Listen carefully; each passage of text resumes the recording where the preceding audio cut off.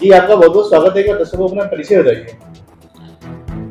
मेरा नाम सुनील गर्ग है और मैं दिल्ली की विभिन्न संस्थाओं में किसी न किसी पद पे और कहीं न कहीं पूरी दिल्ली में सभी पदों पे किसी अलग पदों पे किसी भी रूप में प्रेजेंट में कार्यरत हूँ।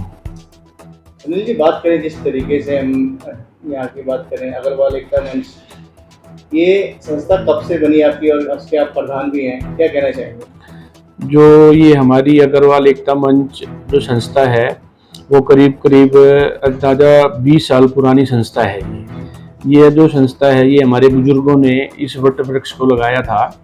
इस संस्था को खड़ी करने में मुख्यतः जो हमारे बुजुर्ग थे उनका बहुत बड़ा योगदान रहा है। जैसे कि मेरे पिताजी श्री वेद प्रकाश गर्ग जी, हमारे एक ताऊ जी हैं श्री टेकराम जी, राम अवतार बंसल जी, अभयराम सिंगल जी और त्रिलोक बंसल जी, राम अवतार गर्ग जी, राजकुमार जी, इस तरीके से और भी बहुत गणमान्य व्यक्तित्व हमारी नांगलोई क्षेत्र के थे जिन्होंने इस वृक्ष को बनाया और आज ये बहुत आगे बढ़ रहा है।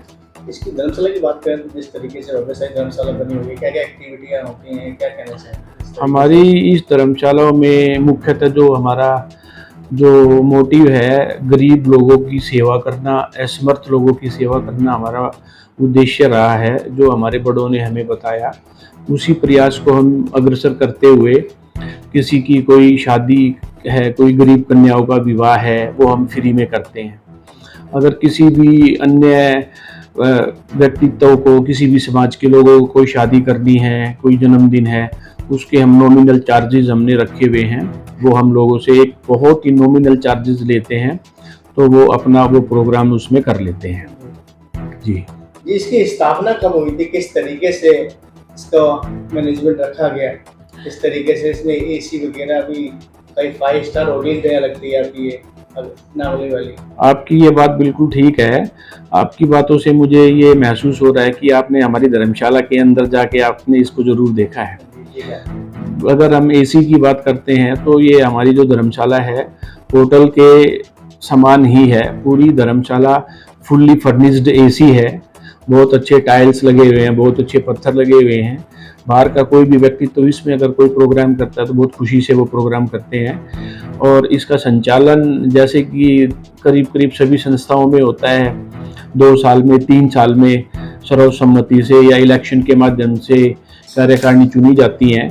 सर्वसम्मति से हो जाता है तो बहुत अच्छा, अदरवाइज कोई इलेक्शन की बात आती है तो इलेक्शन से हो जाता है। तो जो भी नई कार्यकारिणी जो चुनी जाती है फिर वो इसकी देखरेख करती है और इसके संचालन में अपना हस्तक्षेप रखते हैं। जी, अगर सर बात करें इस तरीके से आप अग्रवाल एकता मंच से और भी विभिन्न संस्थाओं से भी आप जुड़े हुए हैं, क्या कहना चाहेंगे? देखो, हम जो हमारा उद्देश्य है अग्रवाल परिवार का, जैसे कि मैंने आपको पहले बताया, हमारा निस्वार्थ सेवा भाव हमारा होता है। उसी कड़ी के अंदर यह हमारी धर्मशाला बनी हुई है जो हम निस्वार्थ भाव से लोगों की सेवा करते हैं। और दिल्ली के अंदर मोटा मोटी जितनी भी हॉस्पिटल्स हैं, प्रमुख धर्मशालाएं हैं, हॉस्पिटल्स की बात करूँ सबसे पहले महाराजा अग्रसेन हॉस्पिटल पंजाबी बाग है।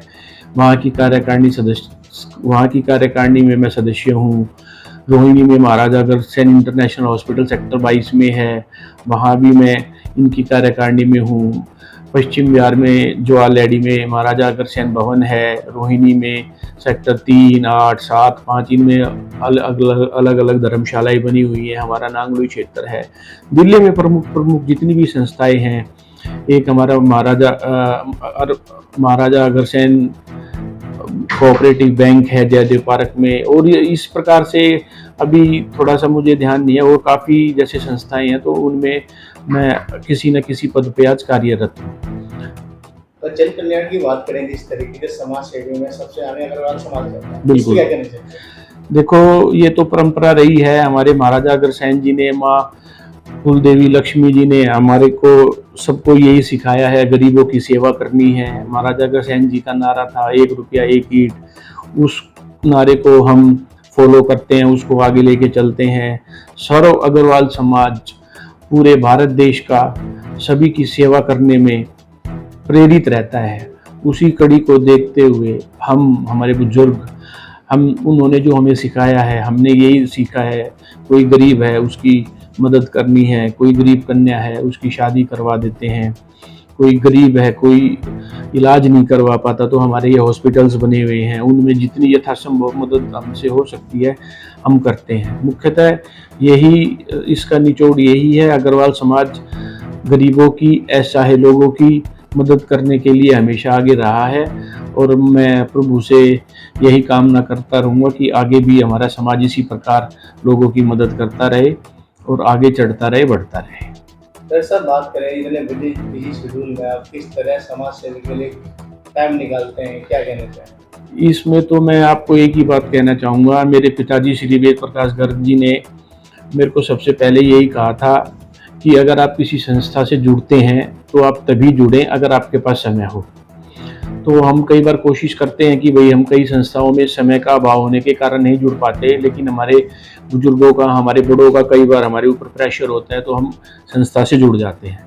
संस्था से जुड़ने के बाद हम विश्वासघात कभी नहीं करते हैं, हम कोशिश करते हैं अगर हमें कोई पद मिला है, अगर हमें कोई जिम्मेवारी मिली है तो हम उसको पूर्णतः और समय देकर उसका हम निर्वहन करते हैं और अपने बिजनेस में से वो टाइम निकाल के हम उसको करते हैं।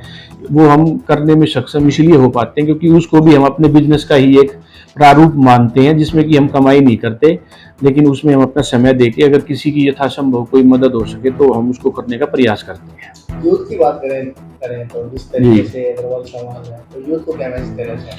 यूथ का मैसेज यही है, हम देखा जाए तो हम यूथ के अंदर ही आते हैं और हम जो हमारे से छोटे हैं हम उनको हमेशा यही सलाह मशवरा देते हैं, आप हमारे को देखें, हमारे बुजुर्गों को देखें, आप आगे बढ़ें कि हम लोग कैसे कार्य करते हैं। आगे आप लोगों ने ही ये जो वृक्ष हमारे बुजुर्गों ने लगाए हैं जिनको आज हम संभाल रहे हैं, आगे इस यूथ ने ही इसको संभालना है। तो उनसे हमारा यही आह्वान रहता है, आप इन चीज़ों को सबको देखें, आगे बढ़ें, कैसे काम होता है और आगे इन चीज़ों को आप आगे बढ़ाएं। जो उद्देश्य हमारे अग्रसेन जी ने दिया है उसको आप आगे बढ़ाएं, हम सब लोगों को इस तरीके से देखते हुए। थैंक यू, आपने इतना समय लिया। आपका भी बहुत बहुत धन्यवाद, आपने भी अपना कीमती समय निकाल के हमारे पास आप आए, आपका पुनः धन्यवाद करता हूँ। जय महाराजा अग्रसेन जी की जय।